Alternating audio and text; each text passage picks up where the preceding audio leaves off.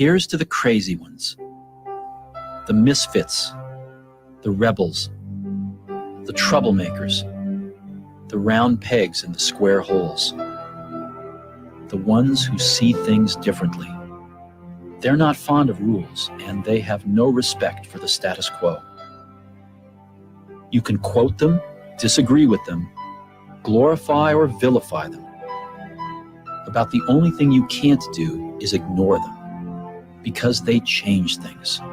They push the human race forward. While some may see them as the crazy ones, we see genius. Because the people who are crazy enough to think they can change the world are the ones who do.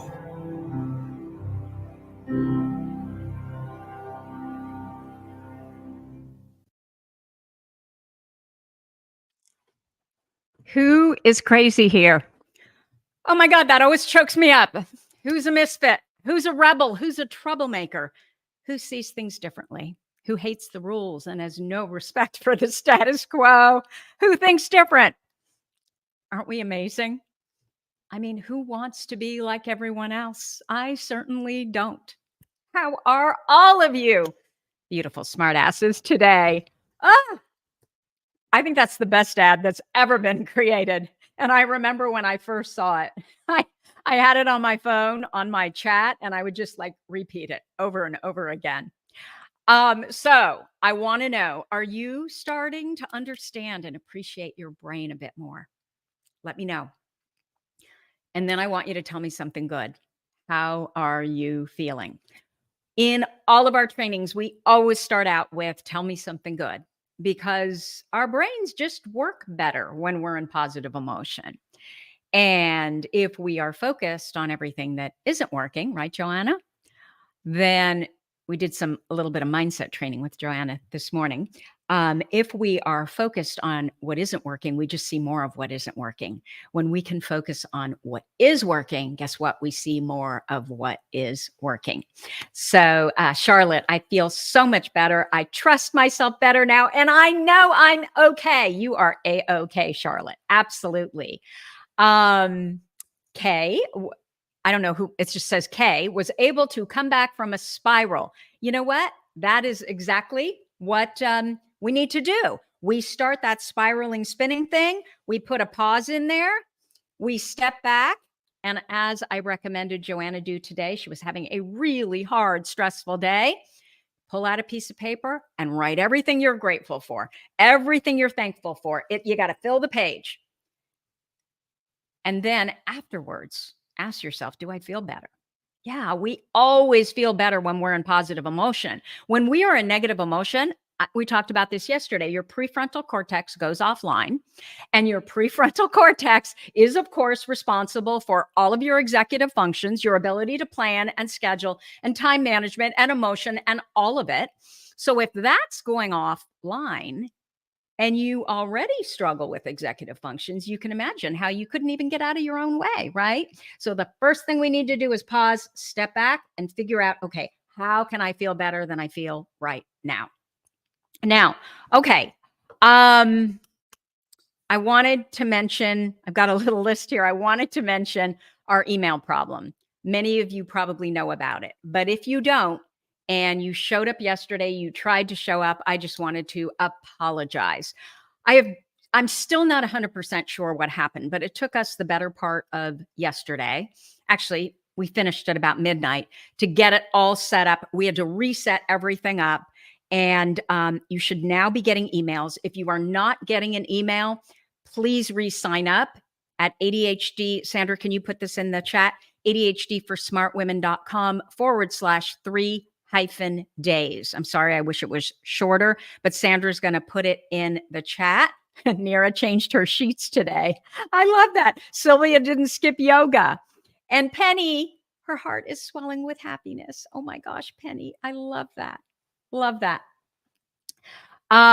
Okay, so the email problem is corrected. I am going to make it up to you. I was laughing because there was an email that was supposed to go out where I was offering all of you coffee at Starbucks before we started our session yesterday. And I'm thinking, only 20 people took me up on this. Is this just the nicest group of women ever? Like, and I did have people say thank you. So I knew some people got it. Well, what we discovered is 117 people got emails yesterday. And we have, I think it's around 3,000 people that have signed up. And so we had 127 women show up. And I was thinking, I don't get it. I don't get it. But anyway, the Starbucks thing made me laugh. So we are definitely I'm going to do something to make it up for you. I'll announce it tomorrow. At the end today, I'm going to do the book drawing for takeaways from our session yesterday.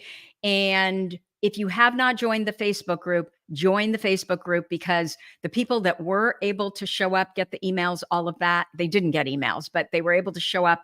They showed up, I believe, because of the Facebook group. We were posting links in there. Replays, you will have replays. So if you missed it, if you missed yesterday's, replays are up on the hub. Let me explain the hub really quickly, and then we'll get started. Okay, how do I get in here without making a mess?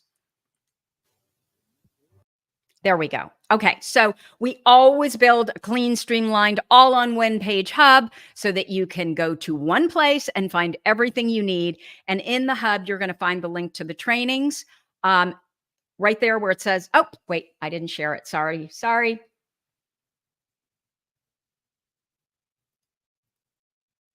Okay, there we go. So the live and recorded trainings are right there on the left-hand side of the hub. If you click on that, you'll see the ones that are live or that are going to be live, but you'll also see the ones that have already been conducted. I can't remember what we call it. We call it something. You'll see it there. Okay.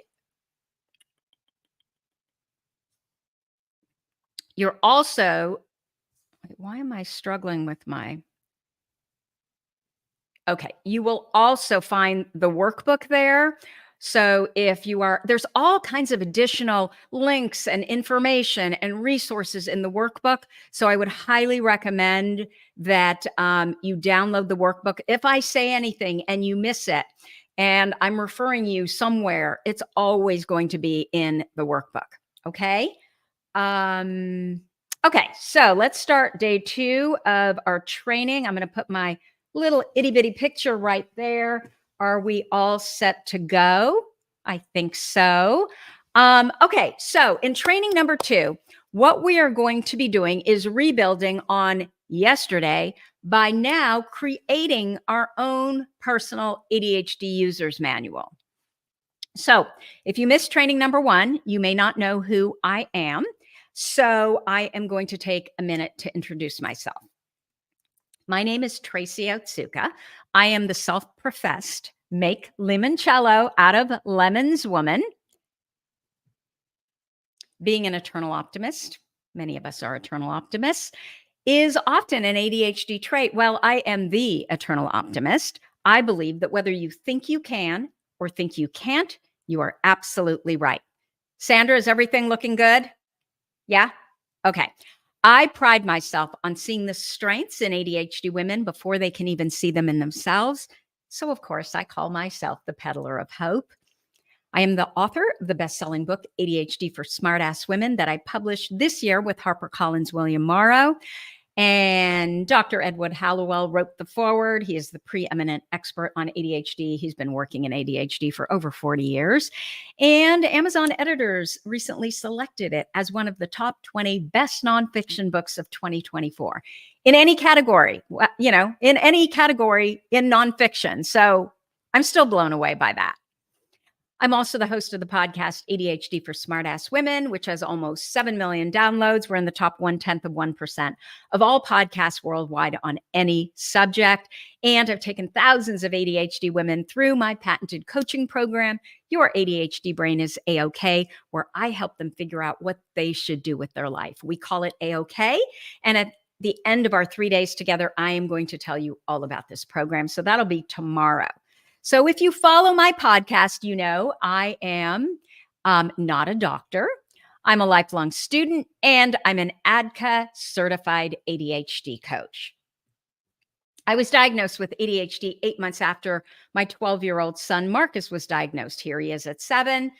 Here he is at 16, and here he is as a junior in college. He's now 22, just graduated from NYU, 3 majors in 4 years, but hell, he got through it. And he just got his first job. The contract and everything came in today.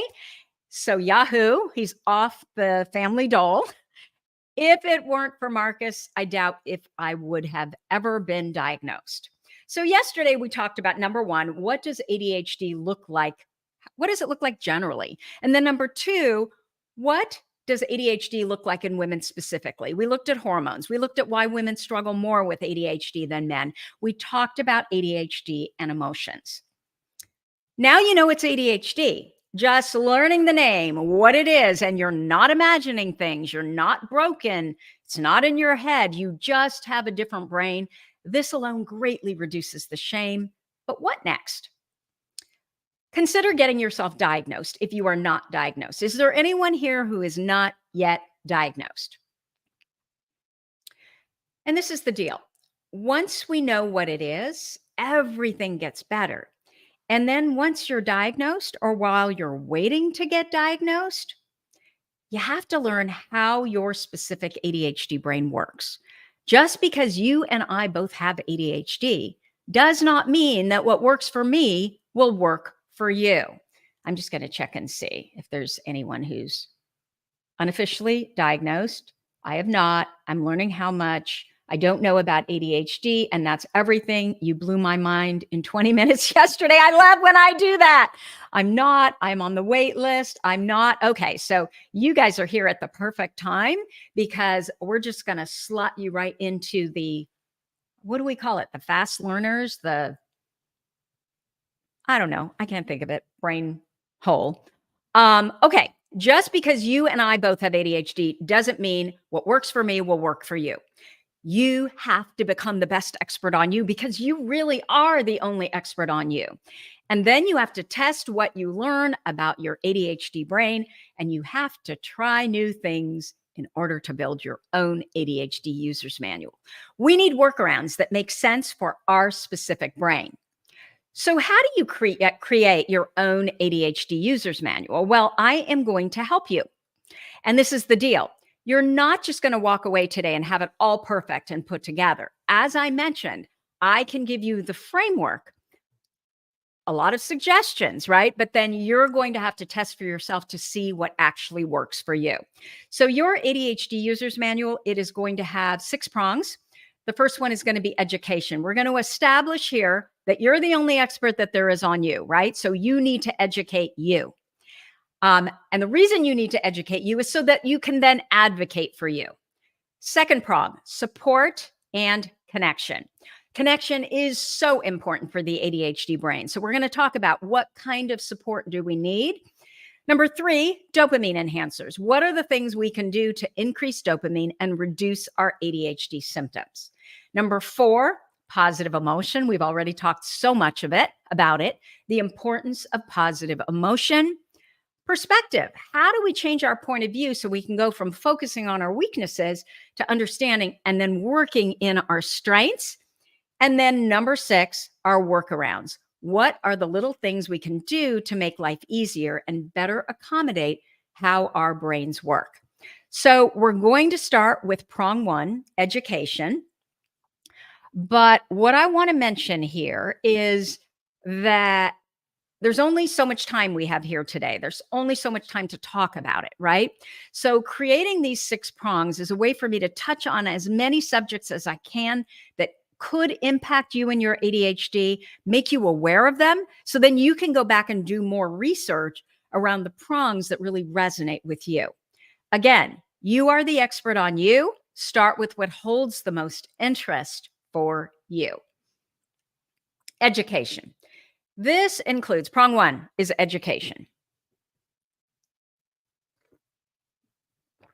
This includes learning everything you can about ADHD generally, but then specifically, right, your ADHD and how it shows up for you. The goal is to learn how to advocate for yourself, because there are way too many instances where you're going to be up against a medical professional and others who frankly know nothing about ADHD. And I don't care if you're talking about a mental health professional, a coach, a spouse, a parent, a friend, or me. They may know what's best for them. They do not know what's best for you.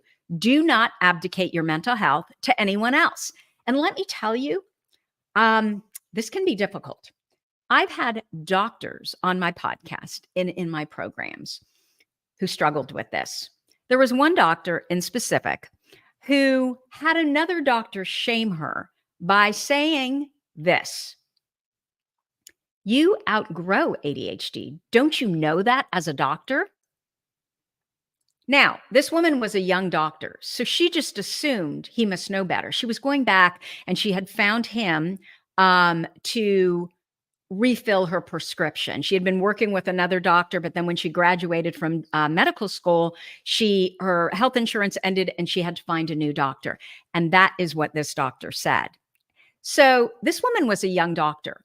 And so she just assumed he must know better than I know, right?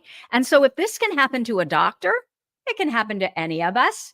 So my first bit of advice is to read everything you can about ADHD. For me, the key was to find reputable experts who have ADHD. That was what I was looking for specifically, because I just felt, and I know that was true, right? I just knew that they would have better information and better advice because they shared the same experience with me. So I have a book list that is, I think it's 99.9% professionals who have ADHD. And I think the first book on there, of course, is my book, but the link is in your workbook. It is ADHDforsmartwomen.com/book list. Sandra, do you have that? Can you post that link in the group? In the chat? Yeah? Okay. Thank you. Read everything you can about ADHD and really check and see what resonates with you. First, you're going to learn about ADHD generally, and then you need to learn specifically about your own ADHD brain. So everyone needs to know who they are and what they're meant to do with their life. But for those of us with ADHD, it's imperative. And so why is that? Because ADHD brains are brains of interest. If we're interested, it's going to be really difficult. If we're not interested, it's going to be really difficult to be successful. If we are interested, however, we can absolutely be successful. So it's our charge to figure out what is important to us. What is it that we actually value? What are our strengths? What are our talents, our skills, our superpowers, passions, and a purpose that we've built around one of our passions? I'll get more into this tomorrow, but that's what my patented Your ADHD Brain is A-OK system is all about. Really figuring out who you are if you don't already know, which frankly, most of us don't when we're starting. So instead of asking that, how do I fit in question, what you're asking is, where do I stand out? For example, who am I? What's most important to me? And what do I love to do? And only after knowing the answers to those questions are you actually making decisions about what you should do next in the world. Prong 2 is all about support. Support means doctors and therapists, especially if you have trauma, coaches, teachers, tutors, anyone that can help you navigate your ADHD. I often get asked, so how do I find a professional, whether we're talking about a doctor for a diagnosis, a coach, a tutor, a therapist? Start by checking around with those you know who have personal experience with ADHD. Ask them if they have an ADHD professional that they would recommend. There are also resources, again, in your workbook, like Attitude, CHAD, Children and Adults with ADD, and ADA, Attention Deficit Adults with Attention Deficit Disorder for Adults. So, anyway, word hole. I know the acronym ADA. They all have professional resource directories. And as I said, these links are all in your workbook. Another good way to find a knowledgeable ADHD professional is to call your nearest medical school and ask for the Department of Psychiatry. Ask if they have anyone on their staff that they can refer that treat women, or if you're looking for someone for your child, treat women or children. And then you can also ask your state medical society and or your state psychiatry society. One of the questions you want to ask of any professional that you're considering is this one. How many women, if you're going in for yourself, how many women with ADHD have you treated? And this right there is going to tell you an awful lot. What you want is many, many, many, many hundreds, if not thousands of patients, clients, etc. So, what is the difference between a therapist and a coach? Therapists are going to focus on the past. They're going to help answer the why questions. Why did this happen to me? Why do I always expect the worst? Coaches will focus on actually moving you forward. So they're going to be tackling the who, what, and how questions. Who do I want to be? What has worked for me before? How can I do it this time?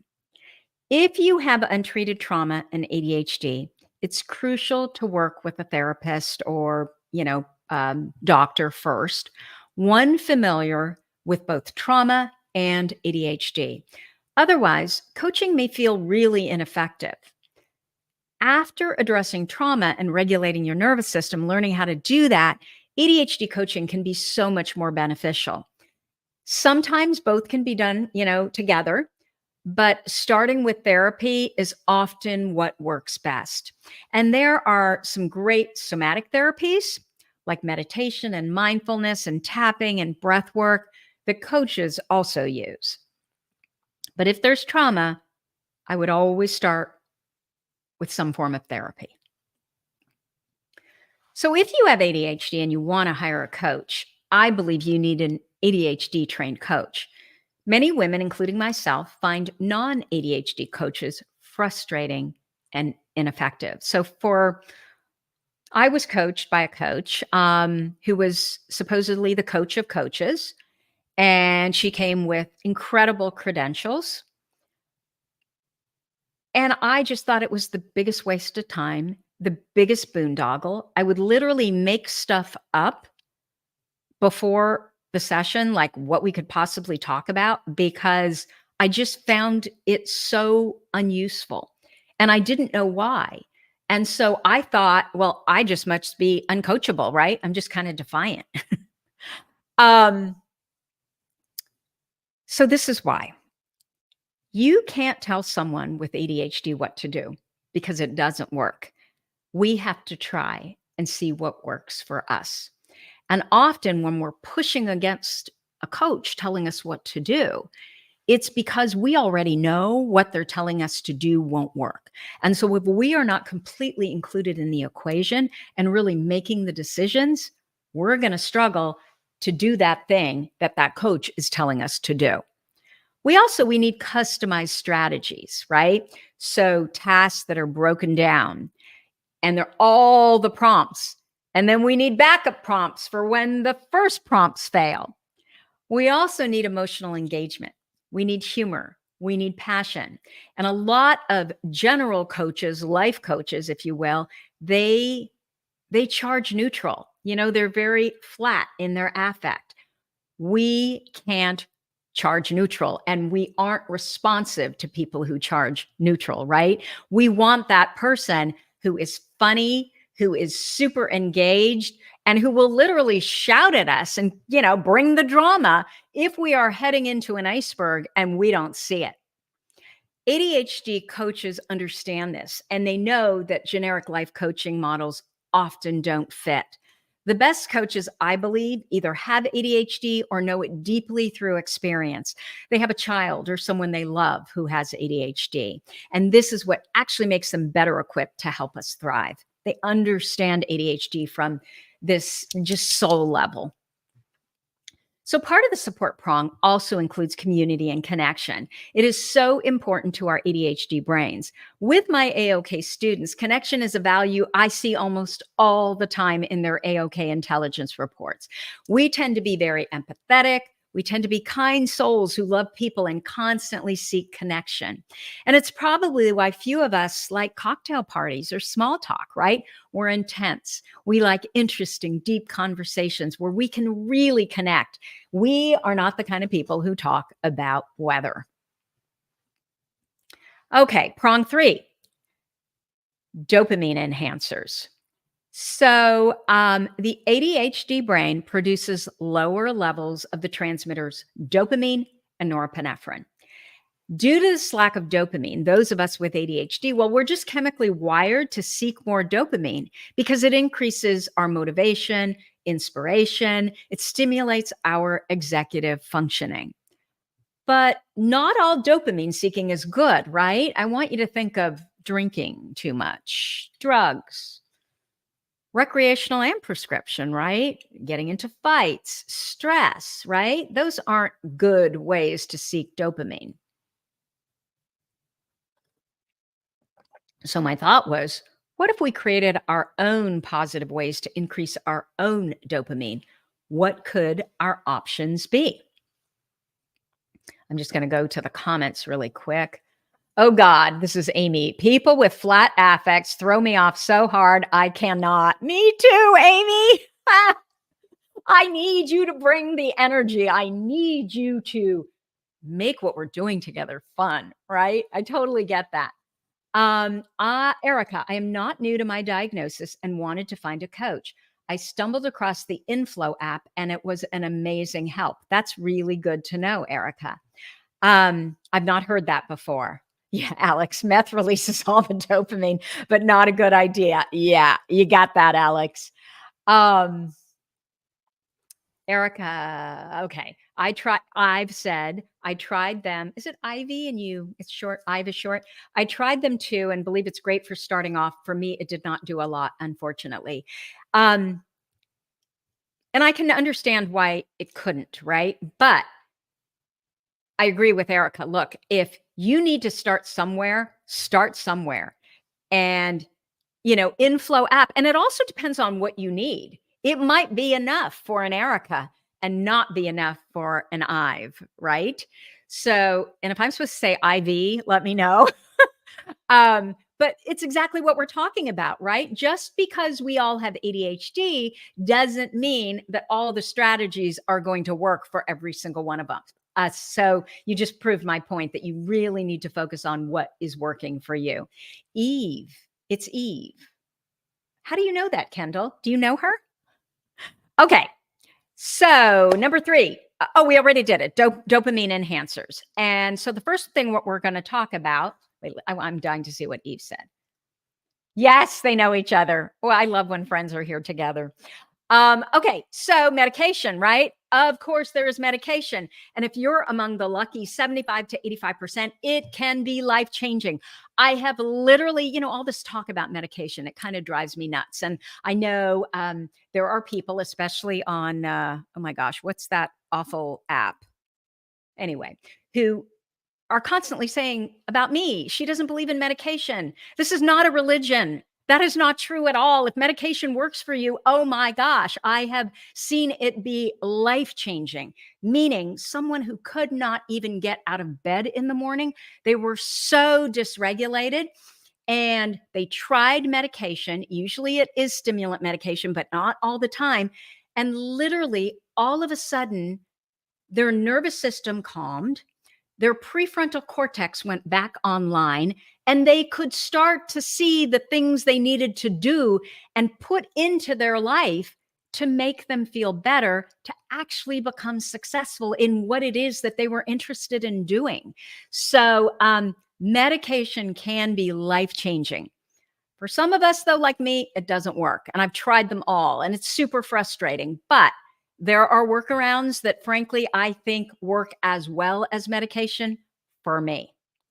So, taken as prescribed, medication provides the most effective and immediate benefit of any treatment. And stimulant medication has been prescribed for 50 plus years. I'd like to know who is here that has found medication life-changing.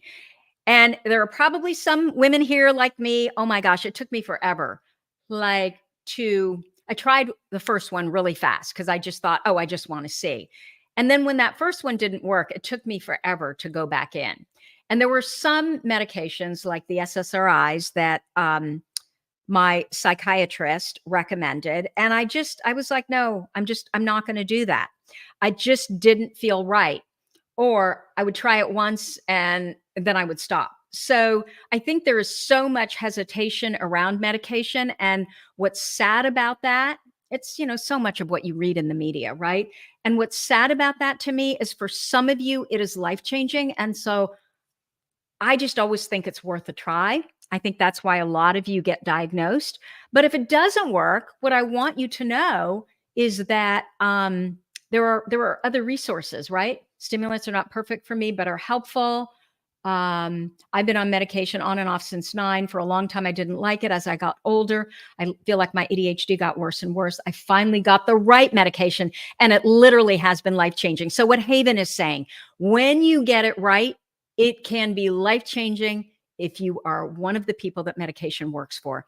But again, this is don't abdicate your health, because a lot of times we forget what it feels like to feel good.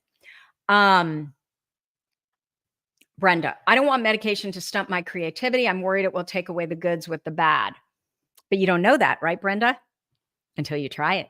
I mean, those are thoughts, and they may be perfectly legitimate thoughts for you, but we don't know. And if you are managing just fine without medication, then you go you, right? It is all so individual. Okay, so it is a myth that giving stimulant meds to someone with substance use disorders or a predisposition to addictions, and with ADHD, we have a 5 to 10 times higher likelihood of addiction. Not all of it, not all of us, but that is the statistic. So it is a myth that giving stimulant meds to someone with substance use disorders or a predisposition to addictions is going to cause more addiction or start anyone down the path of addiction. Numerous studies show an inverse relationship between drug therapy for ADHD and drug abuse. People with ADHD who receive appropriate treatment in childhood, almost always with stimulants, are 50% less likely than their untreated peers to struggle with drugs or alcohol in adolescence or early adulthood. Since most addictions get started between the ages of 13 and 23, that 10-year period, and ADHD increases addiction risk, it makes sense to start stimulant medication early, ideally before age 13.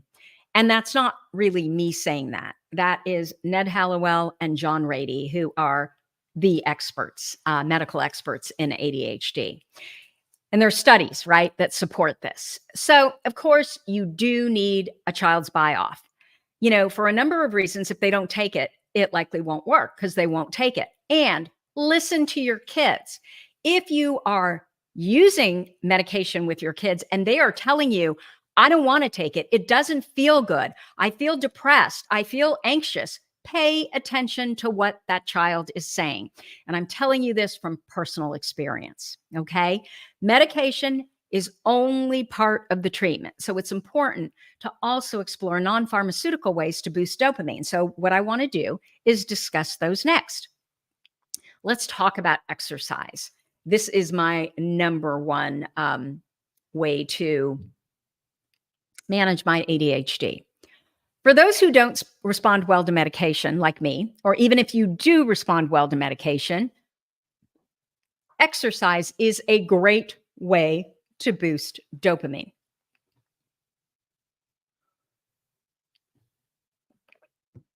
Dr. John Rady, in his book Spark, he's also the co-author of ADHD 2.0 and what's the Bible of ADHD. Ned Hallowell wrote it with him. Oh my gosh, why am I not able to remember? Driven to Distraction. But he wrote this book called Spark. And what it explains is that exercise can be as effective as a course of Adderall and Prozac combined. It is amazing. Exercise turns on the frontal cortex, which helps with planning and organization, key areas where the ADHD brain struggles. It also helps with emotion. Just 20 minutes of getting your heart rate to 70% of its maximum rate can work wonders. I treat exercise like medicine, and it helps me feel focused, calm, and in control every single day. So I start my day out, I just get up and I go right to my little gym. Usually I'm on a Peloton. And that turns my prefrontal cortex on for me. Like I would never come here and give a training if I hadn't worked out before. And for those of you who are saying, oh my gosh, how does she jump out of bed first thing in the morning? You train your brain. We're going to be talking about neuroplasticity in a second. And so what happens is, yeah, the first couple weeks are really hard, but if you just kind of keep sticking with it, it gets easier and easier because you start training your brain to crave the exercise to turn that prefrontal cortex on. And pretty soon, you're going to wake up and you're going to be like a robot. You're just going to head beeline right for the gym, the workout, the run, going out the walk, whatever it is that you're going to do. It's not even hard anymore. So I'm curious if anyone struggles here with sleep, like me. Sleep is crucial for ADHD brains, yet we face higher rates of sleep disturbances, whether it's trouble falling asleep, staying asleep, or like me, revenge, bedtime procrastination. Do you do that? It's when you put off sleep to squeeze in some me time at the very end of the day. So if you're doing a bunch of work, that's a different problem, right? That's how are you managing this workload during the day? Do you have too big of a workload? Is it humanly impossible to do it? But if you're spending your time doing stupid stuff that really doesn't serve you, like watching mindless crap television or scrolling on your phone, this isn't serving you. You should go to bed. And that is revenge, bedtime procrastination. But it's just like it feels so delicious, right? Because everybody else is asleep. Nobody's bugging you for anything. And so it's that time that you have just for you. Now, I used to fight sleep. But when I learned that the quantity and quality of my REM sleep, so that's our dream phase, is directly proportional to our lifespan, and this affects emotional regulation as well. So basically, REM sleep is free overnight therapy, right? It calms our nervous system. It boosts dopamine and serotonin. It impacts our focus, our memory, and of course, our executive functions. Without good sleep, everything, especially mental health, gets worse. I heard a psychiatrist actually say that in every single mental health challenge or disorder, if you take sleep away, it gets worse and worse. And sometimes a lack of sleep is a precursor to those mental health challenges like bipolar disorder or schizophrenia. Nutrition. There is a lot of research being done right now around mental health and nutrition and how our mood may be directly related to the amount of sugar, alcohol, and carbohydrates in our diet. I also know that for me, when my mood is down, my cognition is also down. I can't concentrate. I'm spinning. My working memory is worse. I can't think clearly. What I eat and how much I eat makes a big difference in my cognition and just how I feel. Like I can no longer do processed food. Sugar is a problem. Alcohol doesn't make me feel good. And it's gotten worse as I've gotten older. But you need to test for yourself and see if what you eat affects your mood, your focus, and your cognition. The foods that naturally boost dopamine and serotonin are fatty fish like salmon, walnuts, chia seeds, ground flax seeds, dark leafy greens, velvet beans, and fava beans. I just started to eat chia seeds. I do a tablespoon every day, and I've been making this like chia seed pudding, which is just milk, a tablespoon of chia seeds, and a little bit of honey. It doesn't taste that great. I've got to upgrade, but I'll throw some almonds and maybe some raspberries on it. And I have discovered I've only been doing it for about 2 weeks, but it has really made a difference to not only my digestion, but also my cognition, which is crazy actually. Omega 3s really help too, but they need to be a high quality.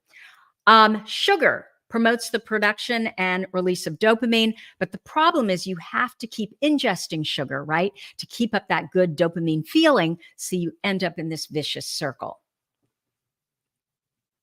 Nature is next. Nature is huge. This is a common theme that I've seen among our AOK ADHD women. We love to be outdoors. We love to garden. We love to walk. We love animals. Get a dog. That's nature. They are all of this is part of nature, and nature increases dopamine. Pay attention to how you feel when you're out in nature. I mean, for some women that I've spoken with, they will literally just wake up in the morning, and maybe they can't do the gym thing or they can't do the workout thing, right? First thing in the morning, but they'll go outside and they'll just sit outside or walk around outside. The more movement, the better. Walk around outside with their coffee for 10 minutes, and it is a game changer. Just start to test these things, test these strategies, because what's going to happen is you're going to start to develop an awareness of what actually works for you. We also need to be in our creativity, creating. If we're not creating something, it opens us up to addictive behaviors. Creating makes us happy and generates positive emotion. And it's why I'm constantly in awe of all the things that ADHD women create. And creating can be anything that holds our interest and engages our specific kind of creativity. It can be art or music or cooking or building a business, gardening, knitting, decorating, writing, designing. It can be entertaining. Cooking, I guess, would be entertaining. Music is also a dopamine enhancer. Listening to the music you love helps your brain release more dopamine. There's a chemical link between music and emotion. Just know that depending on past experiences and memories, you can listen to certain music that elicits positive emotion and other music that elicits negative emotion. So make sure that if one of your dopamine enhancers is music, that it's the right kind of music. Action. Getting into action has been a game changer for me. Once I realized that taking action, especially on things that were challenging or scary, well, that allowed me to control how I feel. Everything shifted. This is how I cracked my ADHD code. I want you to think about the pride that you feel after accomplishing something important that you wanted to accomplish for you. Well, that is dopamine firing. And what I realized is the more I stepped into fear and tackled what moved my goals forward, that were goals that I set just for me, they were intentional, the better I felt.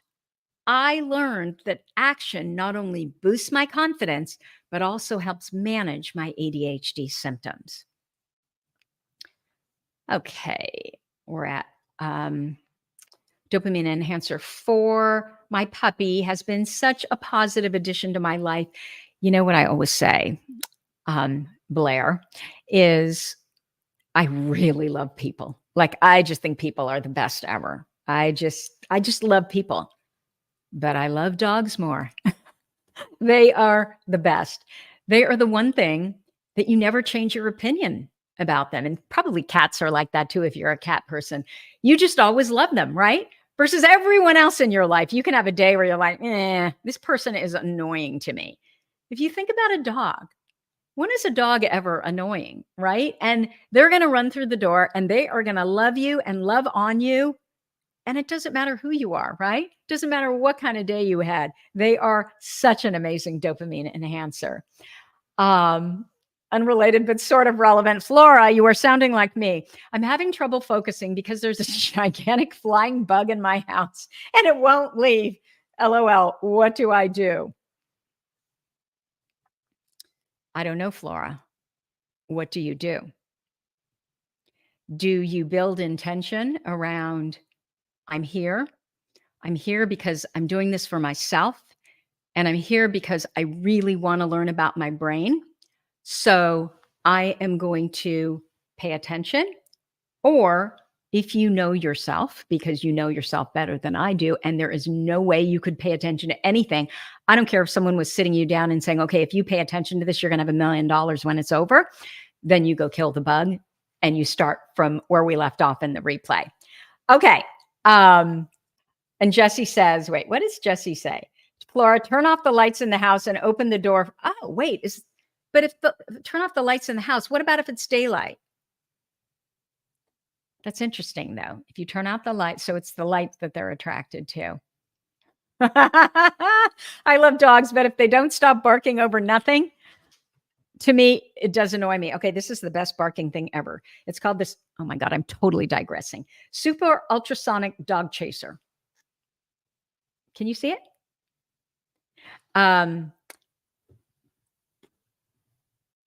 It's a sound thing for them. And my dogs, my little dog, a Shih Tzu, she is a huge barker. UPS, Federal Express, anybody, it's just insanity. And I don't even do it anymore. I just pick it up when she starts barking. She looks at me and she stops. So I had to do it like once or twice. It is amazing. Okay. I digressed. Positive emotion is number 4. This is, of course, my favorite prong. And although positive emotion is a dopamine enhancer, isn't it funny that I had that super ultrasonic dog chaser there on my desk? My favorite prong, although positive emotion is a dopamine enhancer, I made it a separate category because I wanted to make sure that you understood just how important positive emotion is for our ADHD brains. To be successful, we need to stay in positive emotion and use our strengths. Unlike neurotypical people who can push through tasks they don't want to do, who can focus on what they want to focus on when a fly's buzzing behind them, those of us with ADHD, we struggle when we aren't interested or invested, or we're completely distracted. It can feel almost impossible, right? And what happens is it drains us of energy, and then we can't focus on that thing we should be focusing on, or someone else told us we should be focusing on. Positive emotions trigger feel-good neurochemicals like serotonin, oxytocin, and dopamine, which fuel motivation. Although I want to stop there and say, I typically do not use the word motivation. When I'm first talking to women, I will use motivation because they understand it. But I think that is the problem. It is not about motivation. It is about inspiration for us. So we have to figure out if we want to get something done, how do we inspire ourselves to do it? Because we're not just do it kind of people, right? And so that is why it's so important for us to understand what creates positive emotion in our lives. Because that's the key to staying productive and energized, and exactly what we do in A-OK. It really is important to figure out what is really important to you, right? What is it that you value? What is it? What are your true strengths? What are your talents, your skills, your passion, and your purpose? So many times I hear that procrastination is just fear. Well, I can tell you that there are times that I'm procrastinating, and it has absolutely nothing to do with fear. I am not fearful of that stack of papers. I am not fearful of the dishes in the sink, although that's usually not something I struggle with. I am not fearful of starting a project that I've done a million times before. I know how to do it. I have no fear about doing it. I just don't want to do it. So because I don't want to do it, I physically cannot do it. Can anyone relate to that? You know, for many of us with ADHD, it's often not about fear, although neurotypicals will often tell us that. Fear or lazy, right? We just really struggle to start that thing because there is so much negative emotion around it. Yep, Cynthia, Elizabeth says yes. Amy Harvey, that's me, not scared. I just don't want to do it, damn it. Yep. Pam, fear of failure is my big procrastination driver. Yes, yes, yes. The best way to inspire myself to clean the house is to invite people over. Totally, totally. And then we're kind of playing into fear a little bit, aren't we? Yep. There's just not a big enough reward for doing it. Fear of boring. Yeah. Laura, totally. I am fearful of boring myself to hell, right? Positive emotion generates more positive emotion. And in turn, it inspires us to start what we actually want to get done. That's why we have to learn how to use it. This inspiration then helps our focus, which in turn translates into more action. We do the stuff, we check off the to-do on our to-do list. We feel so good that we start doing more. What happens when we get things done? We get the results we want. And that's motivating, that's inspiring. And that then continues the cycle. Your new thoughts are now, wow, I did it. I did that thing. Okay, that wasn't so bad. I can do it again. This reminds me of Cecilia from AOK. She is incredibly smart. I think I may have put this in my book too.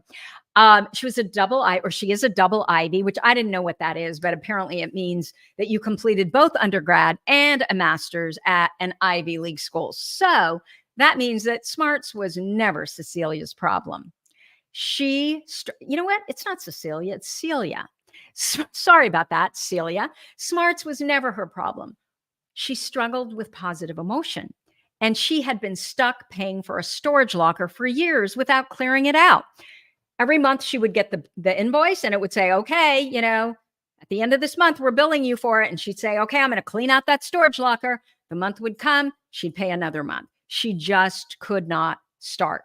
So clearly, this was not about intelligence. She just couldn't get started. It was all about the negative emotion that she felt about starting, right?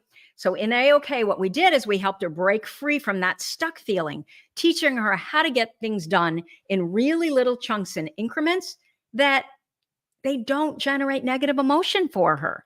We made it light and easy. In fact, we used a Frank Sinatra song called Light and Easy. I love it. We made it light and easy and fun, and we created a system with her so she got it done.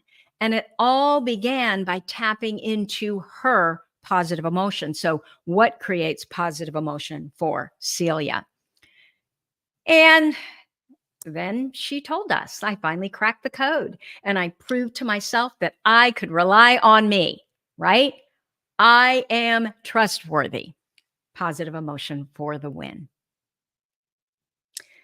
And she made herself proud. And that triggers the question, well, what more can I do now to keep this good feeling coming, right? That good dopamine firing. So this is why I always say that we're gold star people, right? We come alive with praise and affirmation and encouragement. And this all generates more dopamine for us. So the dopamine enhancers are specific strategies. For the positive emotion prong, I want you to think more about yourself specifically. What do you do and who do you do it with that generates positive emotion for you? What makes you proud? Look, make a list of the people that love and support you exactly the way you are. They just believe in you no matter what. Add onto that list, what do you love to do? What do you do that makes you especially proud of who you are? Well, are you a really kind human? Are you a great parent? You're like a sandbox parent. You're in the trenches with your kids. Maybe like the day-to-day, getting dinner on the table and making sure all their forms are filled out. Maybe that you're not so great at.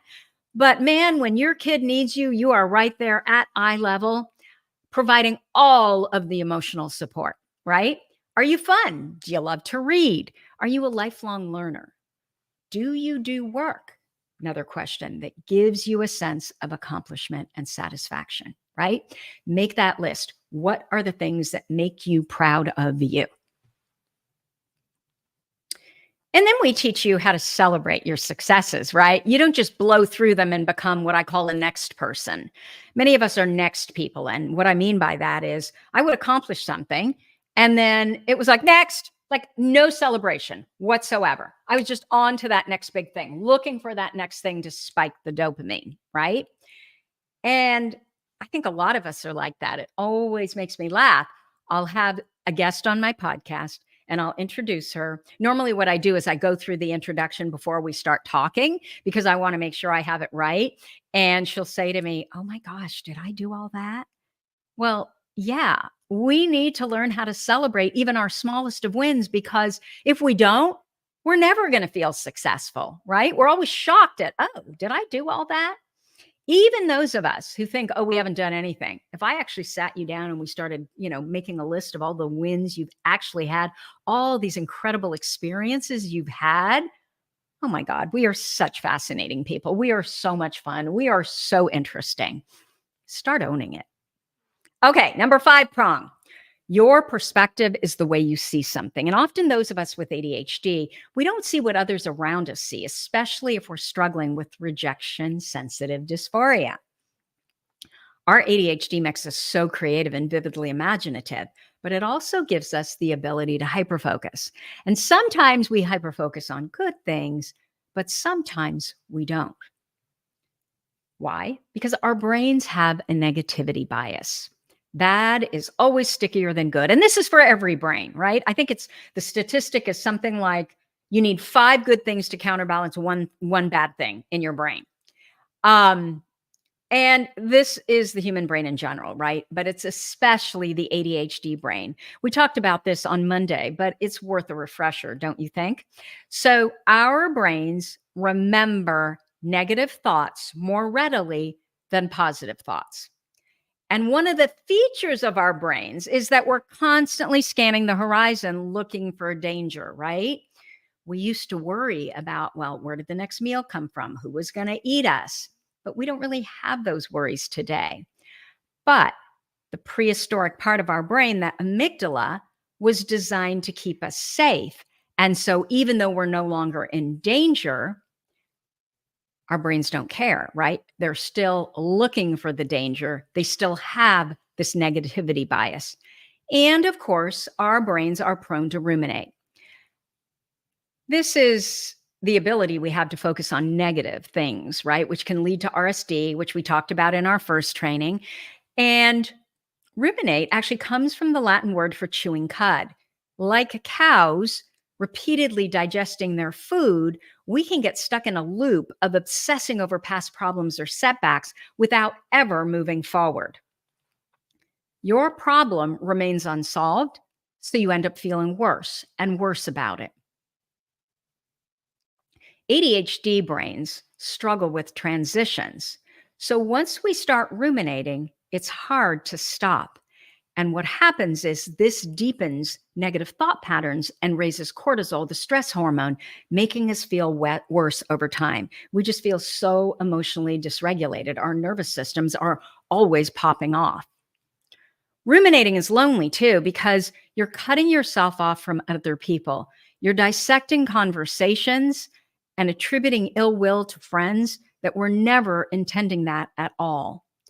And the reason this is serious is that this tendency to overthink is linked to dysregulated eating, alcoholism, depression, I should say alcohol use disorder, depression, anxiety, insomnia, high blood pressure, and many more health problems.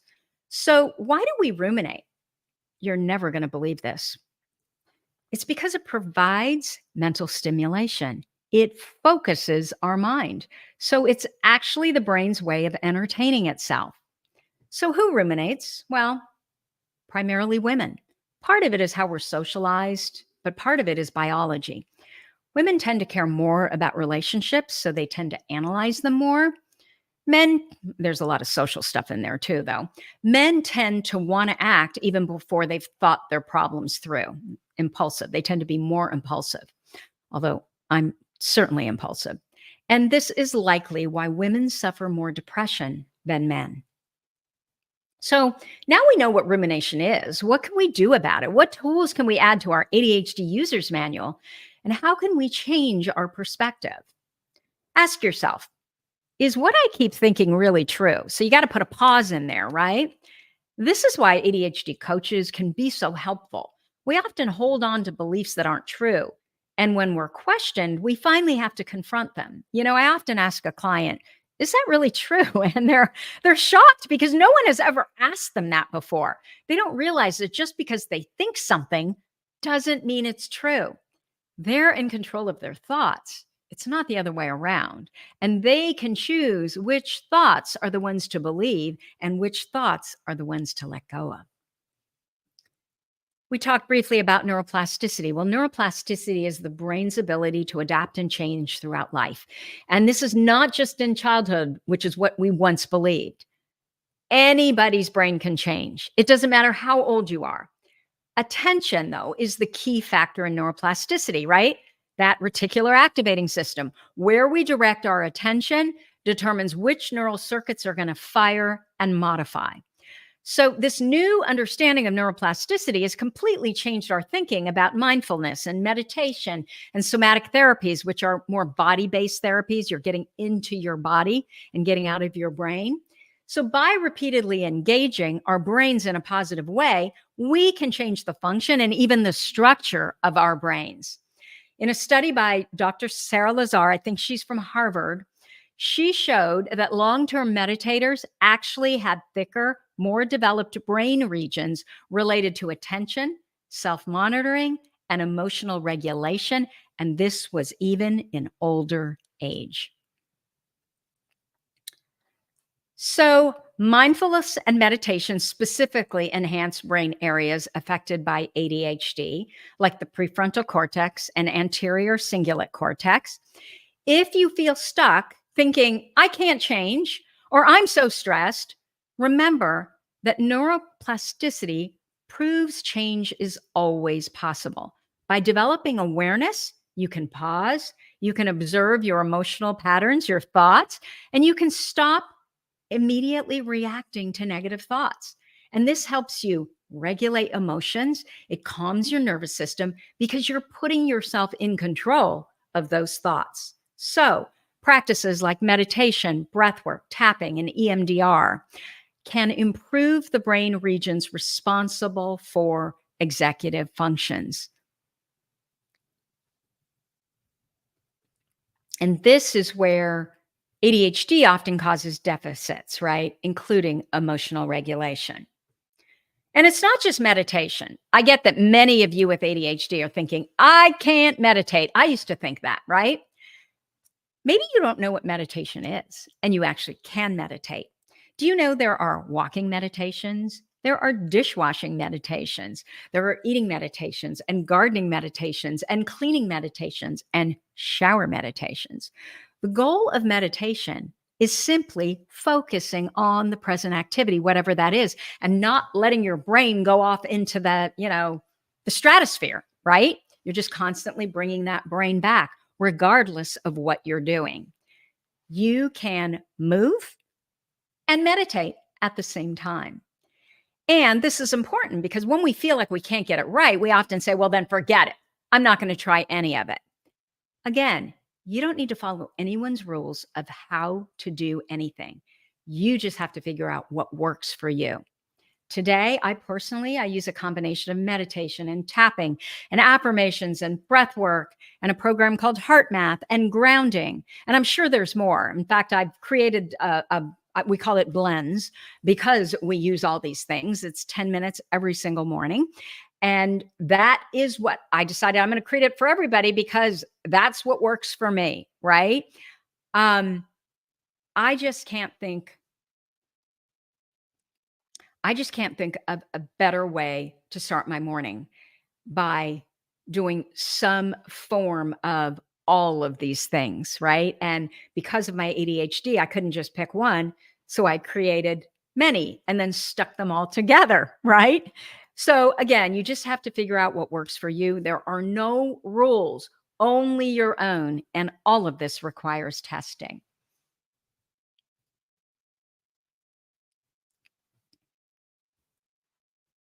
So do it your way.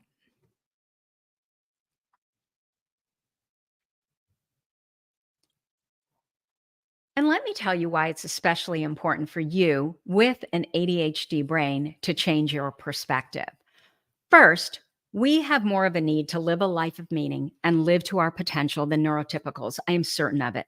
And I suspected this. And so I posted a poll in ADHD for Smartass Women, our big giant Facebook group. And I asked, do you feel as if you need to live to your potential and create a life of meaning more than your neurotypical peers? 98% of respondents said yes.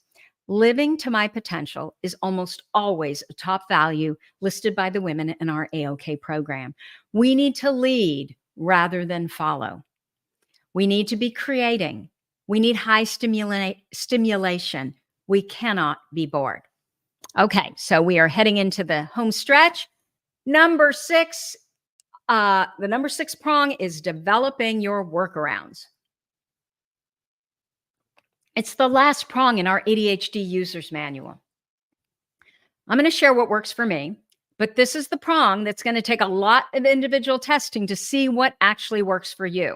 These are just a few ideas inside AOK. We work together to figure out what works for you individually. But let's start with productivity and getting things done. I'm sorry, my smartwatch. It is everything. It is my favorite piece of tech for the ADHD brain. I set alarms for laundry because if I didn't, I'd probably have to do each load of laundry 4 times when my husband doesn't step in. I set it for cooking. The other day I was actually in a training and I'm in a big, huge, great room because I didn't like being in my office because connection. And so I moved everything down to this great room and I'm giving this training and all of a sudden I smell burning and I look over and there is a pot on the stove. I had set it for tea. It was water and there's a huge flames. Flames are coming out of it. So if I don't have an alarm, I will literally forget that there's something on the stove or in the stove. The Find My Phone feature, you just swipe up on your watch face. I probably use that several times a day. I found my phone in the refrigerator. I found it in between seat cushions. I have actually found my phone. Well, there are times when I've been running around asking where's my phone and it's in my hand. The other day we were getting out of the car and I'm like, where is my phone? And I'm using the Find My Phone feature and it's dinging and I can't find it. And I'm at the car, I'm crawling around on the filthy ground looking for my phone. And then all of a sudden I realized, oh, it's in your back pocket. So yeah, I thought it had gone underneath the seat, right? So what I do is I sync my Google Calendar to my Alexa and my watch. She's turned on 0 for sound, so she can't respond. What happens is my Alexa announces my appointments 10 minutes in advance on my computer. It announces them 10 minutes before on my phone, and it announces them 10 minutes before on my smartwatch. I use it as my morning alarm. I use it to track my workouts. I use it to track my sleep. I use it when I get on my Peloton. How many of you rely on a smartwatch? Because literally, if I had to give you one piece of equipment that you absolutely need, this is what it is. It is a game changer because what you're doing is you're offloading your working memory. I get that they can be expensive. Buy a used one. They change so often that, I would spend $50 and I would get a used one because all you need on the smartwatch is the ability to tell time, the ability to sync to your calendar, and the ability to use it as an alarm, and then the Find My Phone feature. You can't live without that. Yeah, totally, Christina. Reminders for medication. It is the best. Okay, this is another game changer. You need to get a second monitor and connect it to your laptop or your computer. ADHD brains, we struggle with staying focused, especially when we're switching back and forth between tabs. I used to forget what I was doing constantly. But I got a monitor that I love. It's the Apple one. It wasn't cheap. My husband bought it for me, but it is worth every damn dollar. And then get the free tab resize from the Chrome store. So what I do is I split my 27-inch jumbo screen into 4 smaller windows. Now I can view everything side by side. I can easily go in and cut and paste info between tabs without switching because the minute I get out of a tab, I'm distracted and I'm on to something else.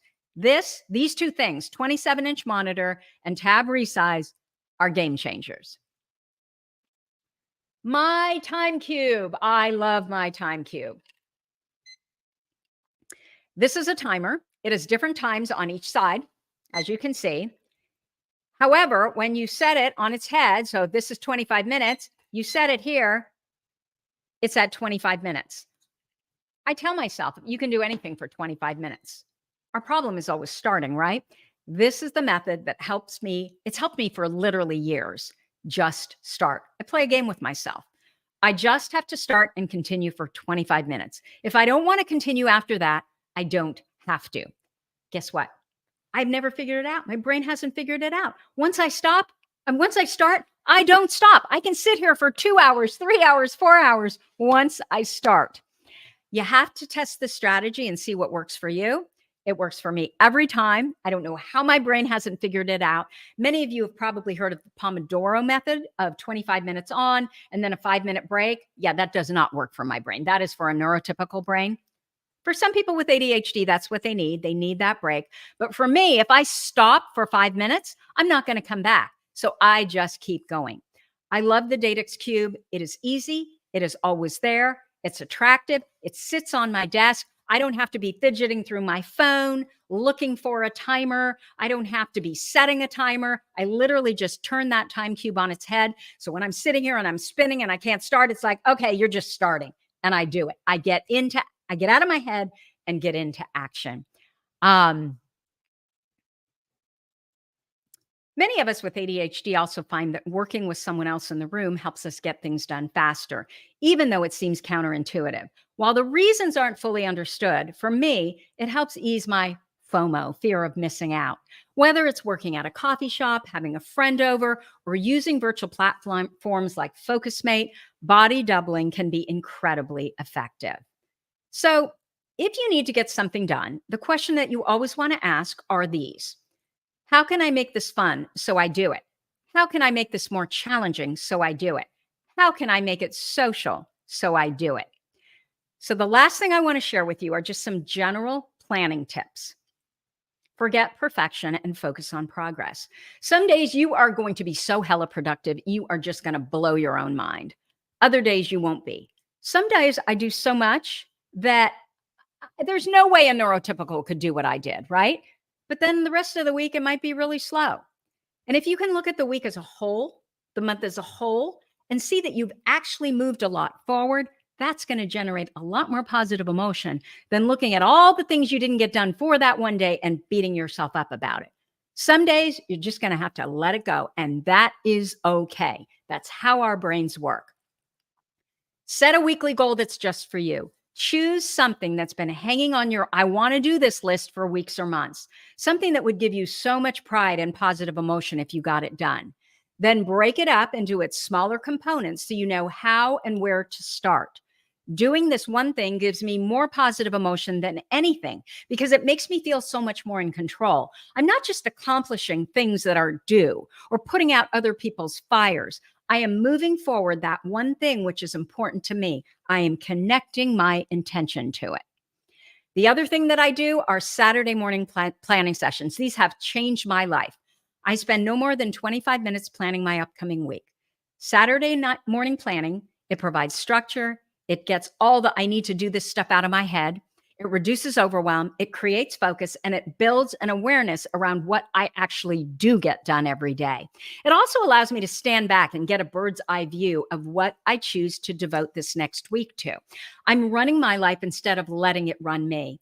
And then once I'm done on Saturday morning, I have this ease and peace about the coming week, so I can actually enjoy my weekend. Friday afternoon's fine. Sunday morning, if you must, but if you can get it done by Saturday morning, it really starts your weekend off in a way that is, what's the word that I'm looking for? It's helpful to you, right? You're able to calm your nervous system down. You're able to feel like, hey, I've got this. I'm in control. So now I can enjoy my weekend. I can feel all that positive emotion. Okay. Last one is timers, the shower timer. I could literally lose 45 minutes in the shower, and I used to. I'm a creative. I get lost in my head, and I have so many good ideas in the shower. I also have a timer on my makeup mirror in my bathroom, front and center. I use timers on my Apple Watch all the time for laundry, for cooking. I am time blind, so I use timers to guesstimate how long something takes me, and then I see if I was in fact right. And the more I play this game, the more sense I get around how long these things take me. Because I don't know about you, but I can get somewhere one time in 20 minutes, perfect day. It was a holiday. There was no traffic. And then in my mind, that's how much time I give to the task for forever. So The other thing is put the time you have to leave on your calendar, not the appointment time. You're going to forget anyway, and you're going to think that's the appointment time. But that does a lot. I play games with myself with timers too. I challenge myself. Okay, I got this done last time in 15 minutes. Let's see if this time I can get it done in 10. Like, I love that. That actually is what motivates me. Remember, is it fun? Is it challenging? Is it social? Those are the three questions. How do we make something we don't want to do one of those three things? Or more. You can add them all. Okay, so now that you have the 6 prongs to build your ADHD user's manual, I want you to use the workbook to develop your ideas. Then I want you to transfer your ideas to your 1-page manual. This is your starting plan to test what works best for your brain. I want you to keep it simple. I want you to keep it visible. And it's easier to use when it's all on one page. Many of the women that take training number 2 will go and fill this out and laminate it so they don't forget it. It doesn't get crumpled up. It's not just this paper that gets shoveled into all kinds of other papers, right? So take the 15 or 30 minutes to integrate your knowledge. If you don't, you're going to forget, right? So do it. And then when you need a reminder, when you're starting to spin, you've got your 6-prong ADHD user's manual there to help. Okay, what can I do? I can go out into nature for 10 minutes. I'm just going to go take a walk to regulate my nervous system. I'm going to walk away. I'm going to go pet my dog. All of these things that you can now do so you have a game plan when you are starting to feel dysregulated and like you're spinning. Okay, so I'm going to come.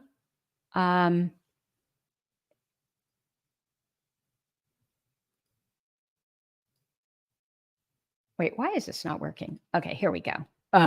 Okay, so I'm going to be creating a post in our Facebook group called My ADHD User's Manual.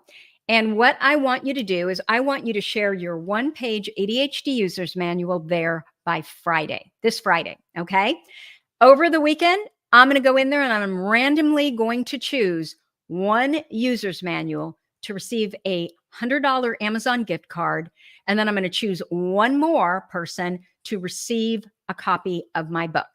So I want you to share your user's manual in there. And I think it's so helpful. You know, it doesn't have to be perfect. I'm not going to give prizes if your user's manual is the most beautiful. I know we have so many artistically creative people here. So there are going to be user's manuals. There are every time that are friggin' gorgeous. I'm not going to give points for that, although I'm going to look at them and I'm going to think, I wish I could do that. So don't let that stop you. The goal is to complete it, to get it done so that you have a strategy the next time your ADHD brain is, you know, being a jerk, okay? And is not playing fair with you, not playing nice with you. If I know if there wasn't a deadline, I would procrastinate forever. Exactly. And so that's what I'm always trying to do. I'm trying to give you deadlines. So someone asked about replays. Speaking of deadlines, replays are going to be available until Tuesday evening because, again, I know if I don't give you a deadline, you're not going to listen to the trainings. If you wanted to listen to the replay, you're not going to do that. So it's September 24th at the end of the day. I'll give you until 11:59 p.m. on Tuesday, September 24th. Okay, I need to do the book drawing. And then I will let you go. I'm sorry. I'm still better than I used to be. Okay, so let's see. Wait, I need to get into the Facebook group.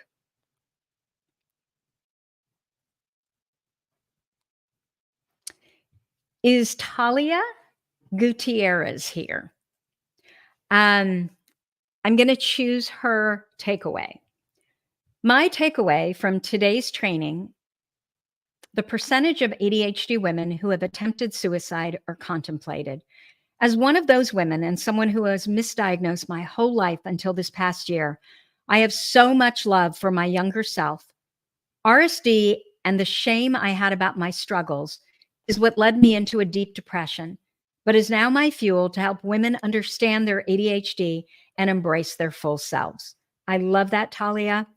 I have a very good friend who had the exact same experience, struggled with so much shame, She was young, though. She was, I think, 17, and her boyfriend died, and she didn't have the support. She didn't know what to do, right?